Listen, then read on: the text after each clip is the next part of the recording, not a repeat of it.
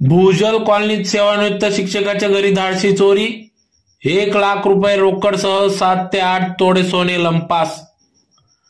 धुळे शहरातील देवपूर परिसरातील Deopur police station हद्दीत असलेल्या अजय पाईप फॅक्टरी जवळ असलेल्या भूजल कॉलनीतील प्लॉट नंबर 15 येथे शिक्षक यशवंत बाळकृष्ण नाईक हे राहत असून दुपारी 2 वाजेच्या सुमारास भर दुपारी आपल्या ते शेतात काही कामासाठी गेले असता भर दुपारी चोरट्यांनी संधी साधत त्यांच्या घराचा कडी-कोंडा तोडून घरात शिरकाव करीत दोन्ही कपाटातील एका कपाटातील 35 ते 40 हजार रुपये पेन्शनची रक्कम व 60 ते 65 हजार रुपये बचतीचे असे एकूण 1,00,000 रुपये व त्यासोबतच सोन्याचे दागिने 7 ते 8 तोडे सोने, ज्यात प्रामुख्याने अंगठी, 5 तोडे सोन्याच्या बांगड्या, कानातले, मंगळसूत्र असे लंपास केले असून सदर घटनेमुळे परिसरात घबराटीचे वातावरण निर्माण झाले असून घटनेची माहिती मिळताच देवपूर पोलीस ठाण्याचे पोलीस निरीक्षक धनंजय पाटील हे घटनास्थळी दाखल झाले।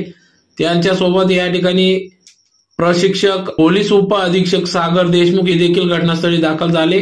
तर यावेळेस घटनेची माहिती मिळताच यावेळी श्वान पथकासह ठसे तज्ञांना पाचारण करण्यात आले होते।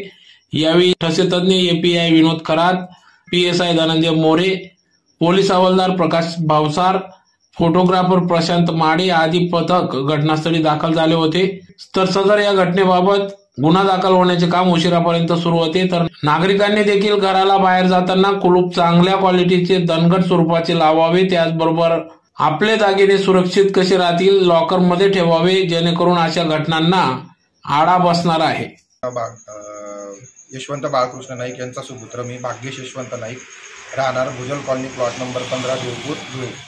तर सुमारे दुपारी 2 वाजता माझे वडील शेतात गेलेले असल्यास त्यांच्या इथं आमच्या घरी घरफोडी आमच्या 4च्या दरम्यान घरफोडी झाली। आमच्या घरात चोरी झाली। तर सुमारे माझे वडील 4 वाजून 5 मिनिटांनी आल्यास त्यांनी ती चोरी बघितली झालेली व आणि कॉलनी वगैरे सगळा एरिया गोळा झाला। पोलीस प्रशासनाला कळवलं। पोलीस प्रशासनाने आम्हाला खूप मदत केली आणि आम्ही पोलीस प्रशासनाच्या याच्यावरच पोलीस प्रशासनावर आमचा पूर्ण विश्वास आहे की ते लवकरात लवकर त्या चोरांना पकडतील। सुमारे आमची नियर अबाउट 1,00,000 रुपये कॅश गेलेली आहे आणि 5 ते 7 तोळे सोनं गेलेली आहे।